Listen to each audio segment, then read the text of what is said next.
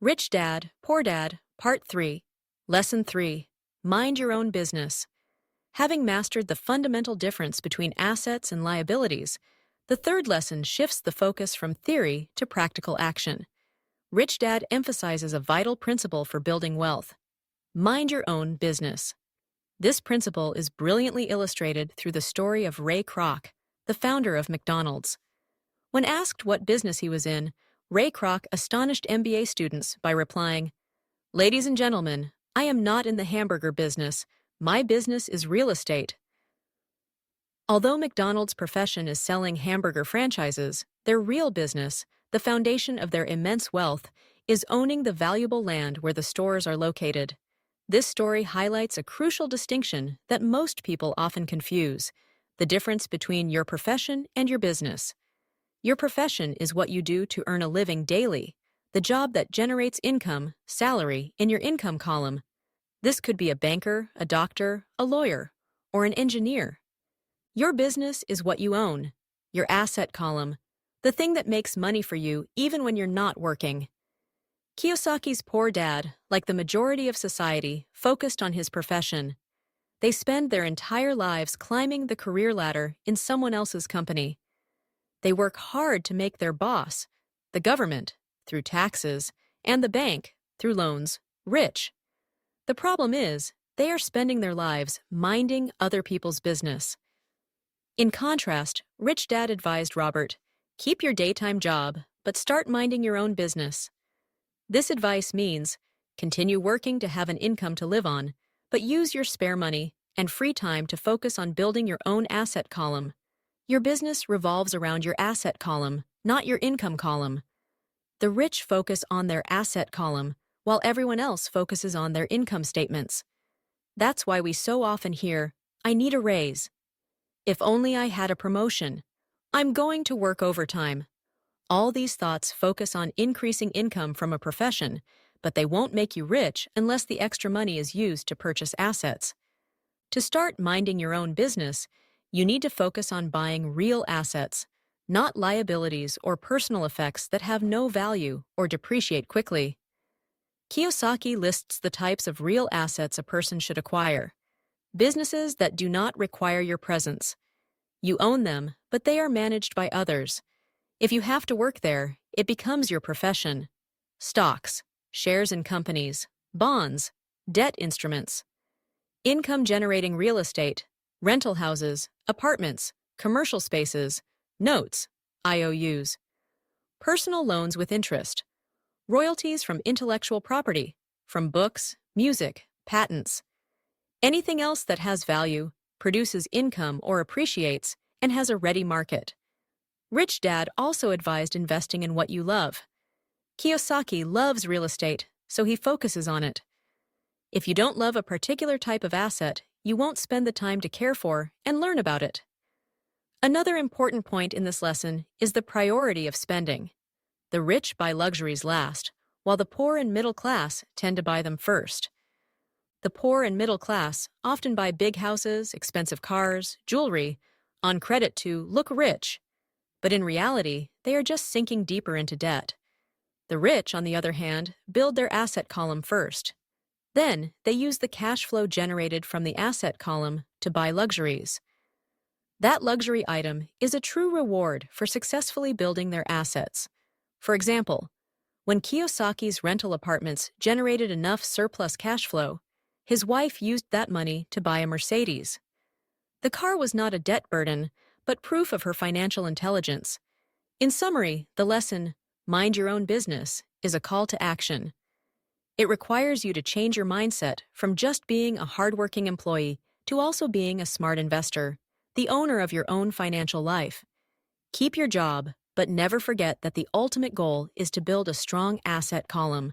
That is your real business, the path to freedom and prosperity.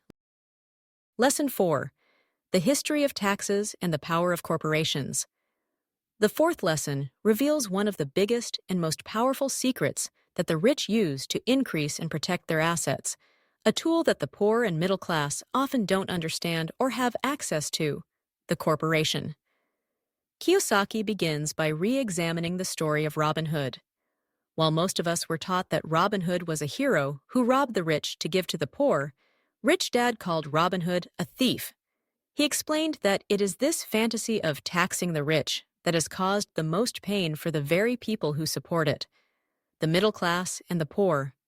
To understand this, Rich Dad explained the history of income tax. Originally, in England and America, there were no regular income taxes. Taxes were only levied temporarily to pay for wars. However, in 1913 in the U.S., the 16th Amendment was passed, making income tax a permanent fixture. This idea was promoted and widely accepted by the masses because it was presented as a way to punish the rich. The poor and middle class voted for this law, believing the burden would fall only on the wealthy. But reality turned out completely different. Once the government got a taste of tax money, its appetite grew. The government budget swelled, and to meet the increasing spending needs, the income tax was gradually extended to lower and lower income levels, eventually hitting the very people who had voted for it. Meanwhile, the rich did not sit back and take the hit. They don't play by the same set of rules. They used their financial intelligence and resources to find ways to escape the tax burden. And their ultimate weapon was the corporation. Rich Dad explained that a corporation is not a building or a factory. Legally, it's just a file folder, a legal entity without a soul. The rich have used this structure for centuries to limit risk. Today, they use it to limit their tax burden. The fundamental difference lies in the sequence of cash flow. For an employee, they earn money, pay taxes, spend what's left. Taxes are deducted from their paycheck before they even see their money. For a corporation earns money. Mat, smaishanish? Bai, Gika Shammersi spends, pays taxes on what's left. This is a huge advantage. A corporation can use its revenue to pay for a wide range of expenses before being taxed. These expenses can include items that an individual would have to pay for with after-tax money. For example, travel expenses. Vacations can be structured as board meetings, car expenses, insurance, health, and even meals. All of this is done legally through tax loopholes available to corporations. In this way, the rich outsmarted those who are educated but financially illiterate. The war between the haves and have-nots has been raging for centuries, and the losers are always the uninformed. Those who wake up every day, work diligently, and obediently pay their taxes. In addition to tax advantages, a corporation also provides a layer of protection from lawsuits. In an increasingly litigious society, personal assets are very vulnerable. The rich shield most of their wealth by using tools like corporations and trusts.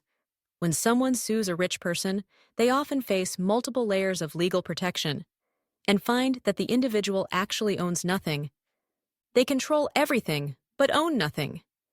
In contrast, the poor and middle class try to own everything in their personal name and risk losing it all to the government or to others. Rich Dad always emphasized that knowledge is power.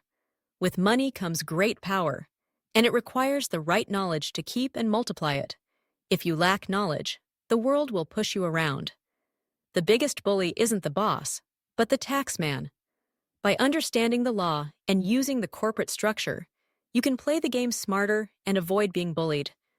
This lesson does not encourage illegal tax evasion. Instead, it encourages taking advantage of the legal tax reduction strategies that the rich have been using. It's about shifting from the mindset of an employee to the mindset of someone who owns the career ladder rather than just climbing it. It's about building an asset fortress protected by a corporation where you can optimize cash flow and minimize your tax burden, creating a significantly faster path to sustainable wealth.